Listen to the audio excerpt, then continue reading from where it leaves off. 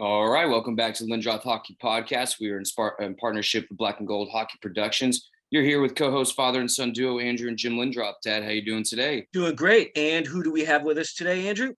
Our favorite guest, Dave Capuano, former NHLer. So Dave, today show is going to be focused on breaking down the Boston Bruins roster for the upcoming season.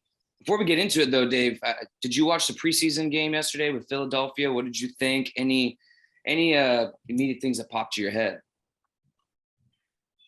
I did watch the game last night as much as I could, 2 periods maybe. It was tough to watch. Yeah, I heard it was pretty bad. Very, very disappointed and just watching the Bruins. I mean, they just don't seem to have anybody that jumps out to you as a young player. And I think that's what they're lacking too. I mean, what did you think? Did you watch the Liesel kid, the new first-round draft pick everybody's drooling over? I heard that he was far from ready from the NHL once he saw that preseason game. Yeah, I mean, I watched him and even the Bleacher kid. I mean, they're gonna need time in Providence for sure. And it's one game again. I mean, it's tough for I don't want to sit here and criticize somebody for one game, but I'm just looking for someone that jumps out, someone that has speed, someone that creates, someone that's, making guys around them better. And I just didn't see it. And really even, and I was kind of looking for Studnicka to kind of take that, we've been talking about him for 3 years, to take that next.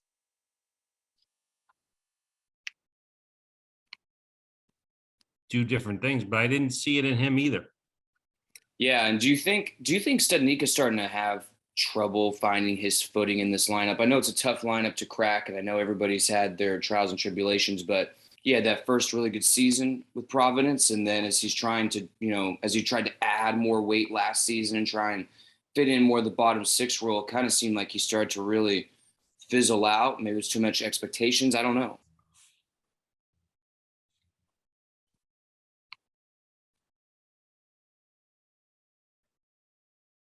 Dad, did I go out?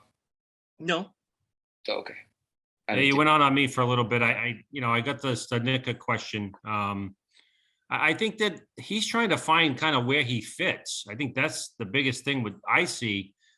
Is he a defensive center? Is he an offensive guy? Is he a third line, fourth line guy? I think that's what he needs to figure out, and he needs to take the next step in the next level. So is there anybody that popped out that was positive, surprising to you, Dave, at all in the first preseason game? The defenseman, Jacob, I thought was really good. Which defense? What did you say, Cappy? Jacob. Is it Greenway? Zaboro. Oh, Zaboro. Yeah. Zaboro. Yeah, I heard he was the good one. So I thought he was the best player on the ice for the Bruins.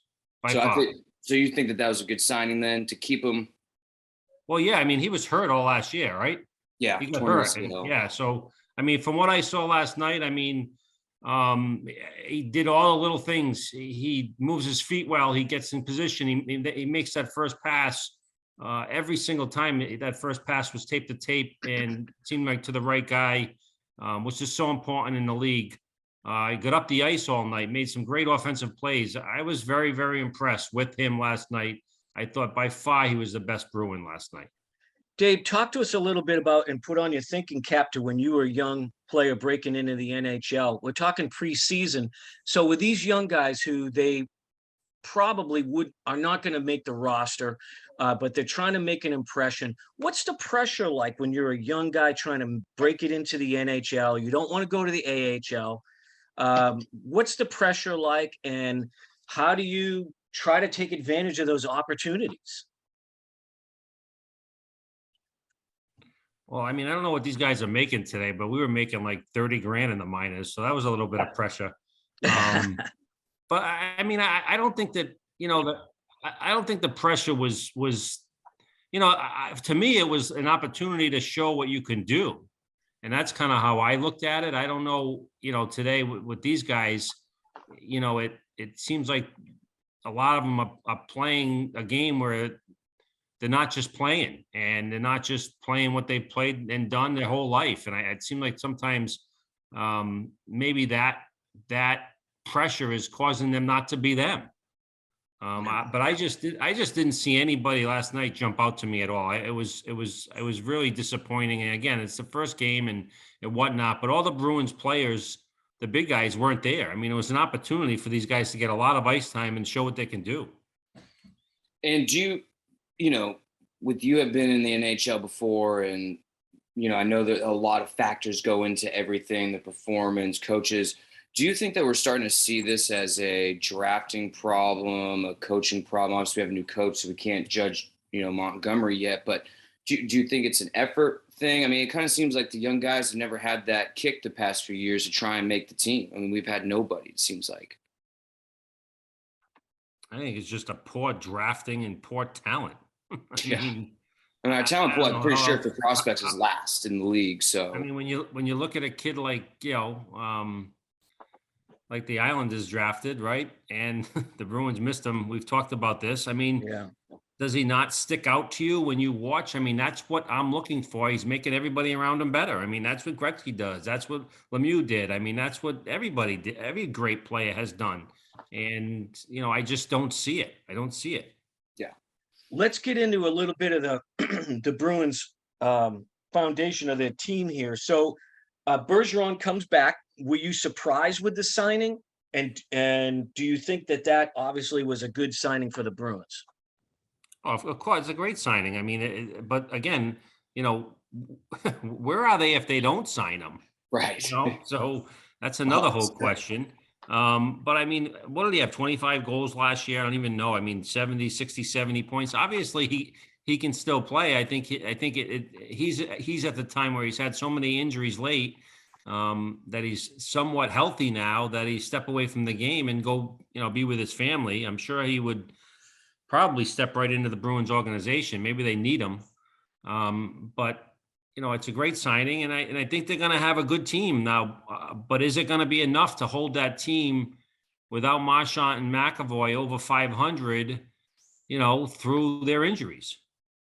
Yeah. And so what do you think of that first line, especially with DeBrusk returning now, assuming that he would be on that first line again, and his decision to rescind his trade request and stay after Coach Cassidy was let go?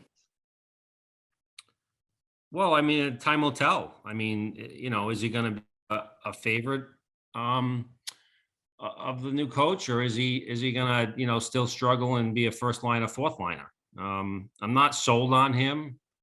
I think he's sporadic. Yeah. And I think but again, I think the whole Bruins as an organization, they don't have any grit. There's no grit there. And that's a big problem. I was watching a little bit of the Ottawa Senators game, and they were talking, I talked to my brother, and, they've gotten a little bit beaten up over the last few years. They tried to add a little more grit and play a little tougher and stay away from the injuries because of the fact that they're a tougher team. And I think the Bruins are kind of fell in that mold too. They're not the old Bruins we know, that's for sure. And I know the league's different, but you still have to have that toughness in the playoffs is what wins. I mean, I do think the Bruins have got a good chance to hang in there with Krejci being back, but I don't know if are we talking a Stanley Cup team here, So let's go back, because we haven't spoken on the podcast about the firing of Cassidy.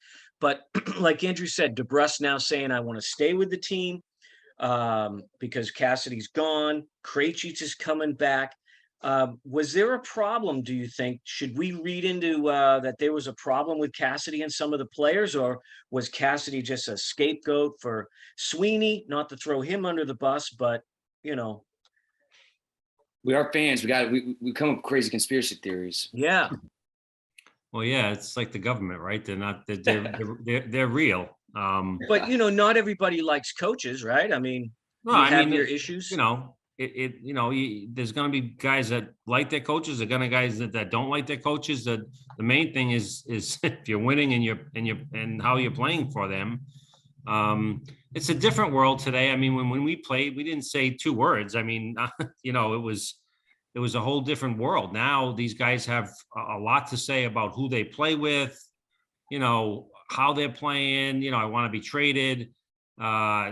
So it's a different world. I think Cassidy obviously did a very good job, and it was, 6-7 years. It was tough. It was his time to go. And also, I do believe it's a scapegoat for Sweeney, because Sweeney has drafted so poorly and has not had any young guys come up and help this team. And I think that's what they've been missing the last 2 or 3 years, with an opportunity with Bergeron and Marchand and these guys, that first 2 lines being really good.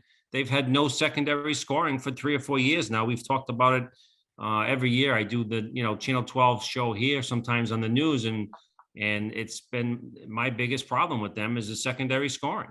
You just can't have one line and go out there and try to win games. And even Cassidy with the power play, he relied on that top power play. That was it. They got a minute and 30 seconds, and that was it. Then the next power play went out there was like, you're giving up the rest of the power play because they had nothing. So, I believe that Montgomery will do a good job. He's won wherever he's went.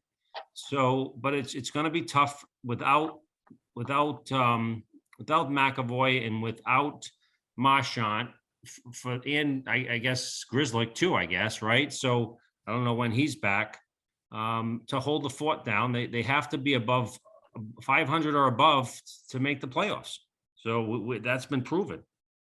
So I know that we're kind of bouncing around everywhere, but it's something I definitely want to ask now, Cappy, as we're moving on to the second line. And before I kind of talk about Krejci and Taylor Hall as well, do fans read into it at all that David Pastrnak hasn't signed yet? Is it kind of crazy to you that a player of his caliber and kind of where the Bruins are going to be after Bergeron and Krejci are gone, that they haven't signed him long-term yet? Or, I mean, I know he plays this game, but it's kind of getting a little weird. Or Dave, what also do you think of the latest signings? I mean, the money's starting to get a little out of control, I think. Like in general in the NHL. Yeah, I mean, you see it in every sport now, right? I mean, every sport, and it's just the way things goes. I mean, the historians say everything doubles every 14 years. So, that doesn't go any different, I think, for contracts in these big major league sports, and whether it's, people's salaries or whatnot. But they say your house doubles in 14 years, food doubles in 14 years. So, contracts are just going to keep going up because of inflation.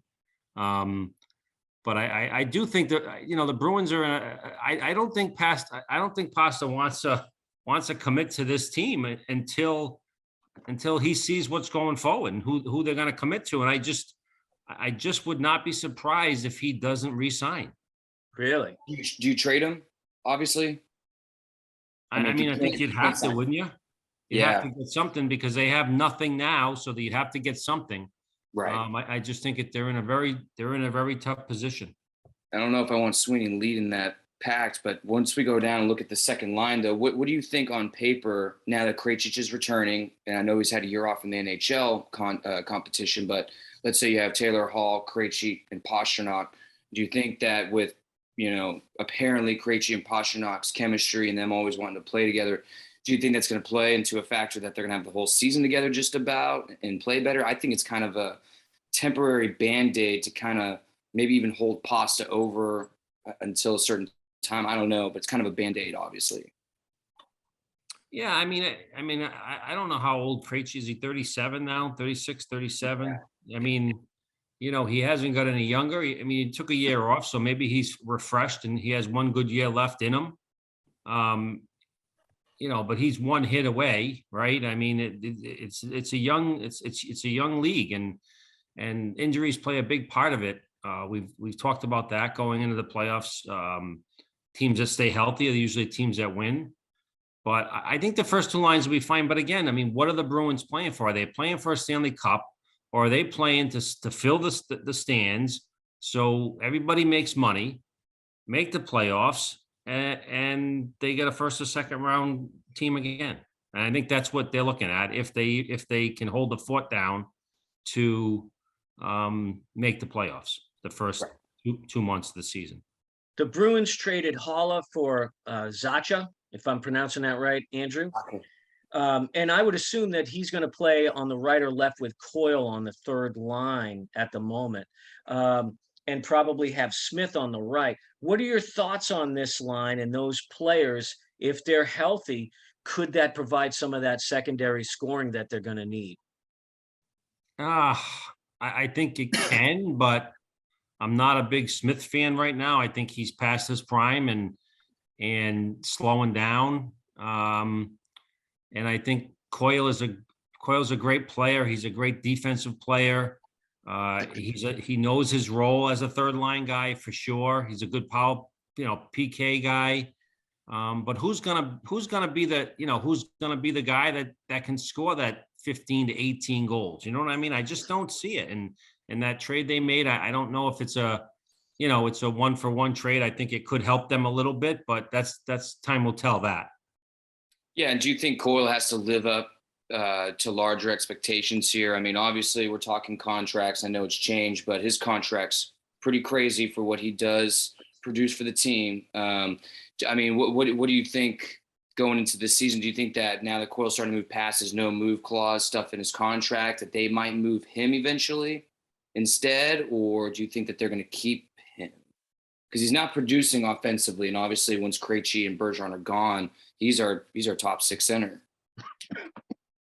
Right. Yeah. It's another good factor and another good question that you asked, because I mean, where are they going to be in next year? So if Pasta doesn't resign, Bergeron's done after this year. We pretty much know that, and Krejci could be done after this year. Now Coyle's your first line center. So, it's not like we got guys coming up, taking that role. But again, they're in a really tough position there because of the lack of talent they've drafted the last 7 or 8 years. And that's what it all boils down to. I mean, the teams that have drafted the best, look at Tampa. Yep. They're good every single year. And they lost, their third line center that, the year before, which hurt them a little bit, but they still made it, a game to win in the Stanley Cup Finals. So I think a lot of this lays in the Bruins management, and there's no question in my mind that's where the issues are coming from. Let's look at the fourth line possibilities. So, Nosek will probably be there, and who knows, maybe he'll center that. Andrew, I heard he was terrible yesterday. Is that true, Cappy? I heard he was pretty bad, according to Nosek? Yeah. I don't think he was that bad. He made some good plays. That line created more so than a lot of other lines. I don't think he was that bad. I wouldn't say that. That's good. Andrew, what are we looking at in a fourth line? And we still got Foligno in the mix? Yeah, Foligno's definitely going to play. They're not going to move him. And then you've got, Trent Frederick that will be in the mix. And then you got Oscar Steen, who you can't forget on the right side because he just signed a 2-year one-way contract as well. So he's in the lineup. And Oscar Steen does have the speed to create. There's right. One thing that he does have, and that's an interesting, there's a guy that could be very interested in come on and be that guy this year because he has the speed to play in the NHL. Right. But as far as, Frederick too, that's another question mark. Is he going to jump his game up this year again? He could. I don't mind him. I think that the Bruins took a big chance on him and drafted him probably higher than they needed to. But, his toughness, his grit, and his willingness to play a different game is kind of like a Tkachuk game. But he needs to take it to the next level now.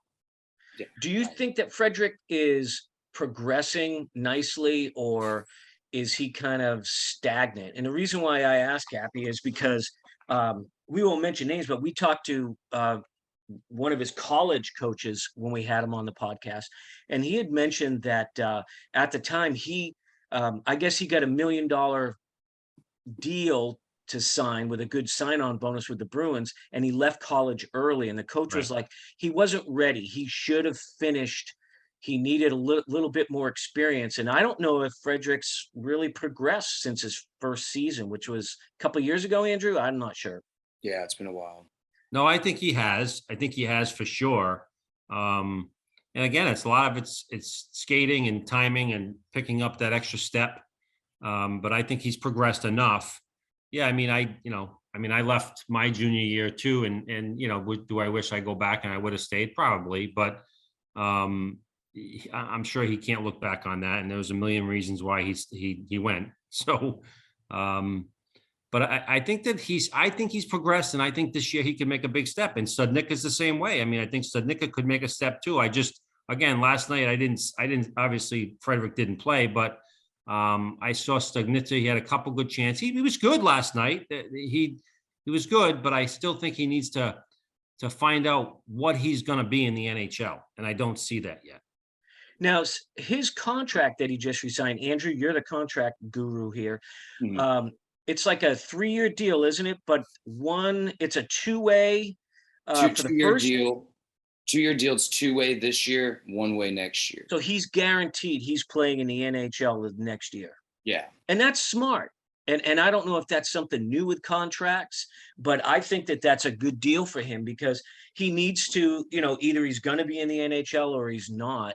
And but Dave, what do you think of that contract? And is that a new thing, or has that always been a thing where you can say, hey, I'll sign a 2 or 3 year deal, 1 year 2-way, but the rest it's a 1-way. I'm staying in the NHL. Did you have that back in the day?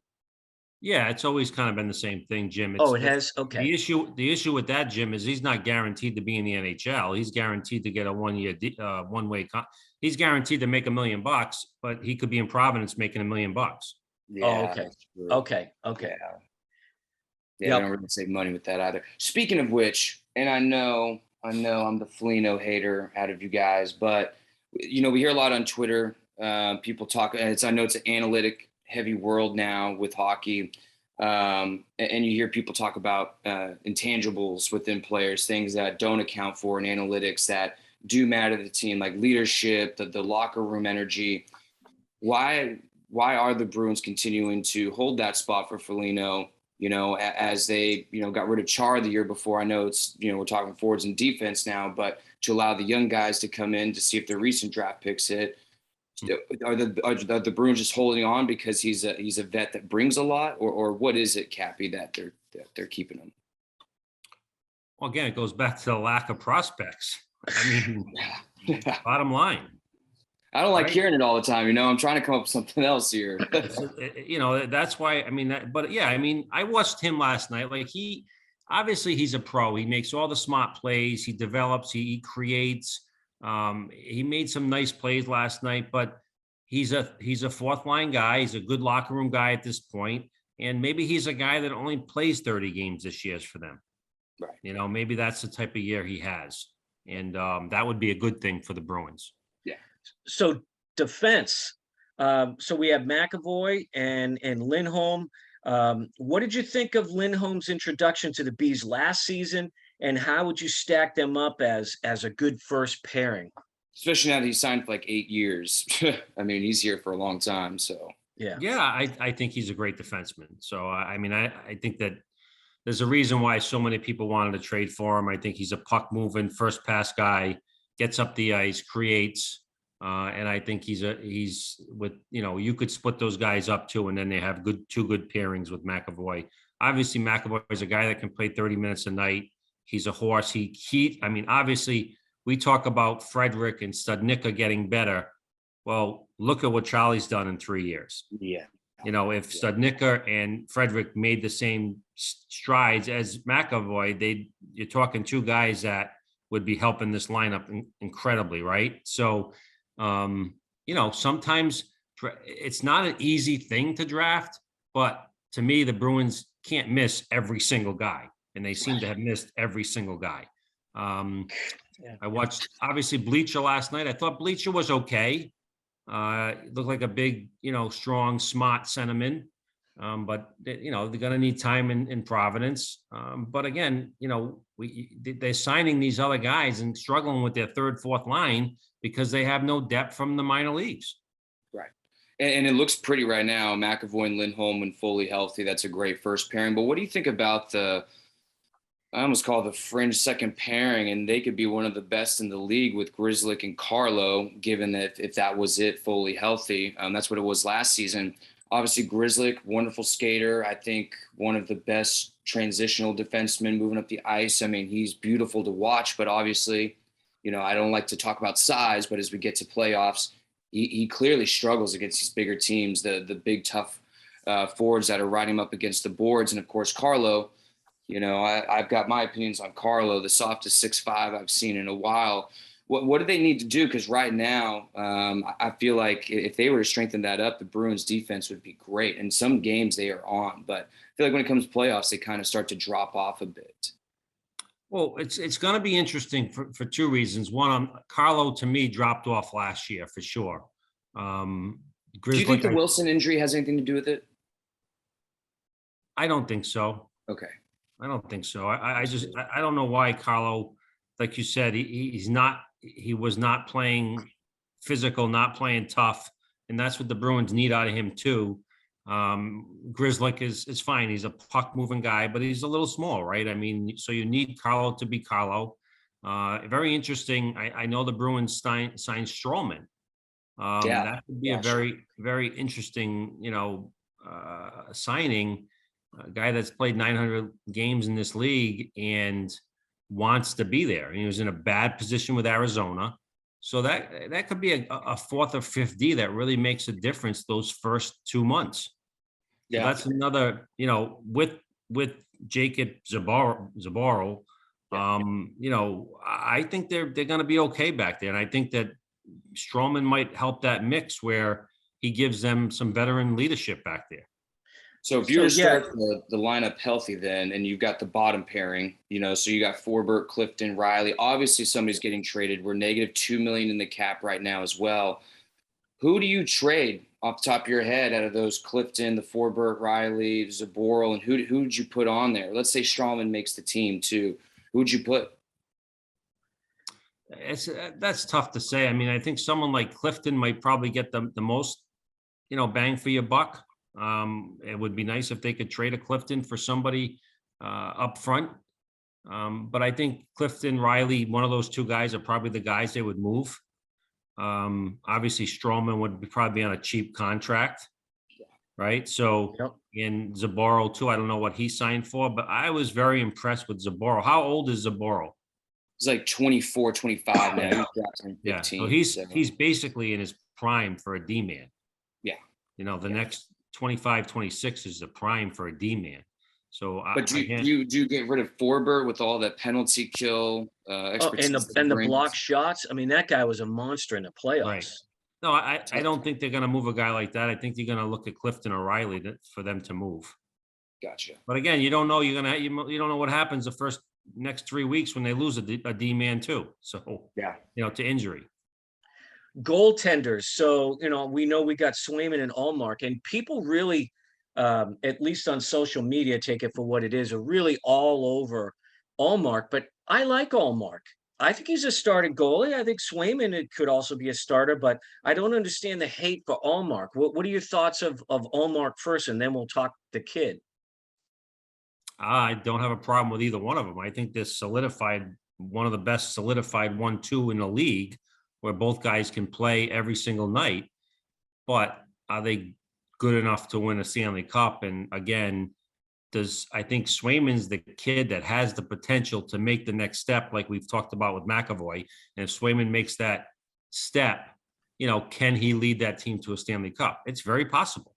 But right now, I think they're solidified in goal, and I don't think that's an issue for them. And I remember we talked during the playoffs, Dave, where you and I would talk, not on the podcast, and you'd say, where's the hot goalie? Who's going to have the hot goalie? It always comes down to that. And the Bruins did not have a hot goalie in the playoffs. Right. And that's just my point. They got two goalies that can definitely get them there, but is somebody got to make the next step? And my opinion, it would be Swayman that could make that next leap to have a better year. I think Allmark has reached his potential and is going to be a really good goalie in this league, but I think Swayman's the one that could take the next step. So, Cappy, just taking a look around the league now to take a break from the Bruins. First thing I want to ask, pretty simple. Which team do you consider a dark horse coming up this season? I know you've always been high on Ottawa, especially since last year. Them and Detroit, I think, are looking really good. Who do you think is going to shock the league this year, or has the potential to? I think that Columbus is probably the team to make the biggest surprise this year. And I obviously think the Rangers are gonna be good this year. I do think that you're gonna see some of the top teams fall off, and I think you're gonna see some of these other teams make a push, including Ottawa, including Buffalo, including Detroit. Do you think Tampa was exposed by Colorado in the Stanley Cup playoffs with how slow they were compared to Colorado? I mean, they looked a decade older. I don't think so. I think that I think Tampa Bay made everybody else look fine until they played Colorado, and Colorado was just that type of team that it's just a team like we've never seen before. What do you think of Philly's situation right now? I mean, it looks like it's pretty morbid over there in that locker room right now. Yeah, I think I've read they've had some problems, and I've read that they've, had that Tortorella said that the locker room is a problem, and I believe if with all hands on deck and he has the capability, I think that Tortorella will change it. I think that he'll change it. I think he's got that leadership in him to do that, and I think that he'll make that change. But it's gonna be interested because I think Columbus is going to make that. And I think the other teams like Washington, Florida, Boston, the New York Islanders could be the teams that struggle this year, and struggle meaning, not get out to the usual jumps that they get out to. And Dad, hold on real fast. I did want to ask this, Cappy, what do you think? And I don't watch the Western Conference all too much, but what do you think of the Winnipeg Jets falling apart? They stripped the captaincy. Obviously they get a new coach and everything, but it really seemed like that there was a lot of turmoil going on there. A lot of the vet players not getting along with the younger players. I mean, what happens did this happen back in your day ever, where it was kind of like, I know it's more out in the open now with social media, but what do you think is going on over there? Yeah, not surprising, right? The coach walked away from the team. Right. So they obviously had problems there. So, but sometimes the best thing to do is you got to make changes. And, they got a veteran coach going in there who's seen it all, probably, 30 years in this league, I'm sure. And I'm sure he'll figure out what he needs to do. But obviously that's an issue. Calgary's very interested in that team. I think Florida could be, Florida, you don't know what's going to happen in Florida. That whole trade could be a disappointment. They could struggle a little bit too. A lot of turnover. Who won that trade, by the way? Who do you think won that trade? Oh, it's tough to say right now. I think you'd have to say down the road, but I think that it doesn't seem that Tkachuk was too popular in the Calgary locker room either. Yeah. So that could help Calgary too. I mean, they got the trade they made. I mean, their defenseman, the kid Uyghur, is probably now the best defenseman on Calgary. Yeah. And they got Huberdeau. They kind of replaced Tkachuk. Got 110-point scorer with now their best defenseman. So I think Calgary made some great trade. I mean, very impressed with what they were able to do. And if all is true, and a lot of the players didn't like the antics of Tkachuk in that locker room, Calgary might be a team to get off to a hot start and a team to watch. And again, I think Nashville's a team too, where obviously so skilled. So, but again, you got to contend through Colorado and that there too.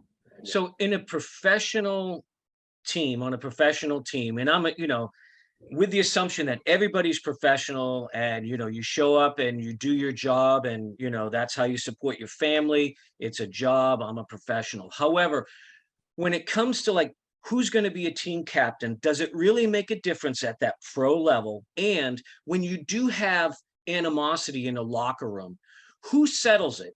Is it usually the vet players telling some of the other guys to knock it off, start being professionals, or is it the captain? Because we're starting to see a lot of young captains in the NHL, and I'm wondering if could that be a problem? Definitely. I think it's an issue to have such a young captain. When I was in Vancouver, I was lucky enough to have Stan Smeal still there, who was so well respected, and Trevor Linden, really looked up to Stan too, and then Trevor became the captain after Stan, and Trevor wasn't a loud guy, but his actions spoke louder than words, and I think that's kind of how Bergeron been, but. From listening to Strawman,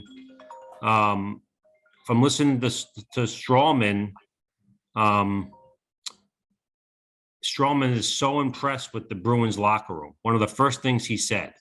So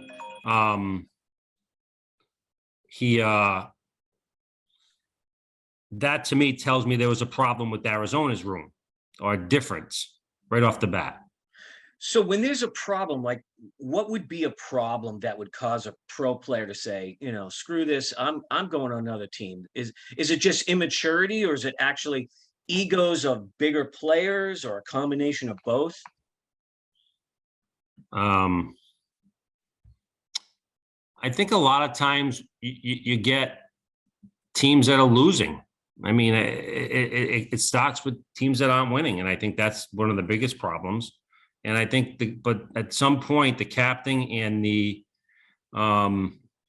coaching staff have to get together and try to clean it up. But sometimes you just can't do it. Sometimes there's issues in that locker room where you get, a couple guys that are on big contracts that are playing soft, that aren't playing hard, and they just continue to play that way. And the coaches coaches do nothing about it, and that creates animosity, and it trickles through that room. Do you think in the salary cap era right now too, I know we were kind of talking contracts earlier and, the doubling theory after 14 years and everything, but, people, the kids like Jack Hughes, the ones that are just getting off their ELC contracts, them getting paid $8.5 million, $7.5 million over the next 7-8 years. Do you think that while these teams are trying to, of course, build like their cornerstone of their team, those core players, do you think that they're making a mistake paying so much money out right away, not knowing how they're going to pan out, especially when they've had, one season? Look at Thomas Chabot from Ottawa. I mean, he had one good season, 2018, 2019, got paid, and really has not been the same player, at least to me, since. I don't know. I think that coaching staff, and I mean, Chabot, obviously I know because my brother Jack is there and speaks so highly of him. I think he's a young guy again, back on the D line. It's really hard. They don't come into their own until they're 25 years old. So I think that the organizations kind of know what they're doing, and they see them every single day. They're not going to throw $8 million out there at a guy that they know is not prepared every day, doesn't give 100%. I think that, Andrew, the biggest problem in this league is, and I'll go back to it 100 times, is the teams that draft well are the teams that consistently win. Right. Wow, yeah, that is interesting. I mean, it's true, but you'd think, like bigger trades, but yeah, it's development and so is Sweeney on a short leash, Dave? I hope so. I think so. I think at this point, there's no question. I think they're in a tough position, because after this year, they're not a team that's going to walk in and make the playoffs. And if that building doesn't stay packed, right? I mean, think about it. If you're the owner, the building's packed every single night. Go park your car at $100 underneath every single night. Yeah. And they make the playoffs every year. So I think that if that stops, I think that they're going to not look at Jim Montgomery. They're going to look at Sweeney. And do you think with, I forgot which Jacob brother or whatever kid it was, but he had said, quote for quote, and of course, the fans will take anything in or out of context, but he had said that our goal is to continue to be perennial playoff contenders, did not mention about going for the cup So do you think that that is obviously, I mean, it sounds like that is kind of the goal, is as long as the Bruins can make it to the playoffs, we get to our round 2 and we get our 3 or 4 home games of concession stands, we're probably good. I mean, do you think that that also trickles down to the locker room, or do you think that's just kind of like the players separate that? Well, it's a tough statement to read into. One, okay, yeah, like then they still have to have a pretty good squad to make it to where they're making it, right? And then 2 is, do they have that, Bleacher or Lizelle to trade down the stretch to make it a Stanley Cup team? So, you guys are going to, be sick of hearing it, but if they draft better, they win more. Yeah. What about ownership now? And do they play a part in the building of the team? Meaning that, Jacobs has always been, he's owned the Bruins since the 70s. He's known as a cheap guy, wants to, the bottom line is everything. But Dave, I remember, I mean, you did your stint with Tampa early on. And I remember Tampa, I think it was the late 90s now, where they changed management a few times. And they actually had an owner where Tampa was in the cellar. And he was like this crazy owner. This is when they were bringing in like Ludzig as coach, if you remember, just before Tortorella. And it seemed to be like a free for all with this owner. He was more about like, owning the Charlestown Chiefs rather than a professional hockey club. How much does an ownership, and now look at Arizona too, how much does ownership play in building a team, or do they stay out of it? What's your opinion? Oh no, ownership is a huge part of it. I mean, look at the Islanders. When they changed ownership, unfortunately, they Got Snow was gone and my brother Jack was gone, and they thought that they would coming in and built a new rink and put a lot of money into the organization, and they thought they were going to go out and win a Stanley Cup in 2 years by hiring their new head coach, but that didn't portray, and that didn't I look back at what Jack accomplished in his career there and the last few years making the playoffs and the run they had on. So sometimes it goes both ways. I mean, you can bring in the smartest guys in the world and maybe they're not the smartest guys. So, I think that the Bruins are in a situation where Don Sweeney's on the hot seat for sure. And there's no question that they probably really like the job he's done all the way around, other than his pick and talent, because with his contracts, he's been great. He kept Marchand and all those guys and Pasta at good contracts where he could build around it. And so they were fortunate there, but he's a smart guy, Harvard guy, a smart guy. But again, if you're not bringing in young talent and you're not developing them on the way up, and those guys aren't going in your lineup for 2 or 3 years, making, the league minimum, good luck trying to win a Stanley Cup. What is Neely's role? I'm going to play, asking the dumb question. He's president. What does a president of a hockey club do? What power do they have? Is it just a liaison between the ownership and the GM? I mean, I really don't know what a president does. I would be tough to answer that question because I've never been anywhere near that. But I think that, I think he's the liaison between the ownership and the team. And I think that phone calls are probably open every single day or a lot. And I think he oversees operations. And I think that's what he does. He's overseeing the operation and making sure he feels comfortable what's going on. And I think he had a big part probably in listening to players on the way out last year. And maybe they didn't like the role that Cassidy was taking. And I think that probably played a part in moving Cassidy. So Dave, kind of a little bit more off topic question, but something I wanted to ask before we started to finish up here. Arizona Coyotes, next 3 or 4 years, they're playing in the college arena. Do you think, and just really in your honest opinion, do you think that the NHL is making a mistake by allowing this? A lot of people are saying how for such a big league like National Hockey League, for you to allow a team to go that route is pretty crazy. Or do you think it's really not that big of a deal? It's just something they got to do for a few years. The players won't mind. Or do you think it'll affect the players coming to play in Arizona? I would assume it would. What do you think about that whole situation? It's been a while since we talked about that. Yeah, I think it's an embarrassment. I mean, I think it's a total embarrassment. I think the league needs to do more, needs to step in and do more. What is it, 5,000 people in that building? Yes. Yeah. Less than, I mean, that's how do you finance a team without, 15, 16,000 people at the gate and, concessions and everything else. So I think it's an embarrassment. I think they need to figure it out. And I think it's only going to get worse. I think this country's going to go into the biggest recession we've ever had. And I think that, it's going to hurt every single professional sport.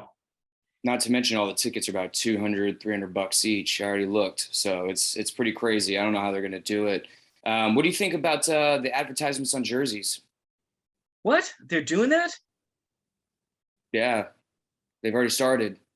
Like they've already started it. Yeah. I forgot which team has it already. Maybe New York Rangers or something, but yeah, they've already started it. I think Bruins started it too. Somebody said it wasn't that bad. They couldn't notice, but I was curious. Yeah, I'm not a fan of it at all.